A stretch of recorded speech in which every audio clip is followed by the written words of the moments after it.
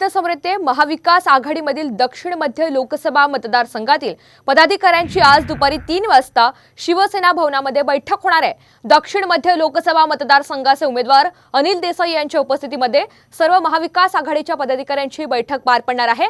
दक्षिण मध्यचे उमेदवार अनिल देसाई यांचा प्रचार स्वतः वर्षा गायकवाड करत होत्या, परंतु आता वर्षा गायकवाड उत्तर मध्य लोकसभा मतदारसंघामधून निवडणूक लढवणार असल्यामुळे पुढील नियोजनासाठी या बैठकीमध्ये आयोजन करण्यात येणार असल्याची माहिती सध्या प्राप्त होतीये। महाविकास आघाडीमधील दक्षिण मध्य लोकसभा मतदारसंघातील पदाधिकाऱ्यांची आज महत्त्वाची बैठक आयोजित करण्यात आलेली आहे। आज दुपारी 3 वाजता शिवसेना भवनामध्ये ही बैठक होणार आहे। दक्षिण मध्य लोकसभा मतदारसंघाचे उमेदवार अनिल देसाई यांच्या उपस्थितीमध्ये सर्व महाविकास आघाडीच्या पदाधिकाऱ्यांची बैठक होणार आहे।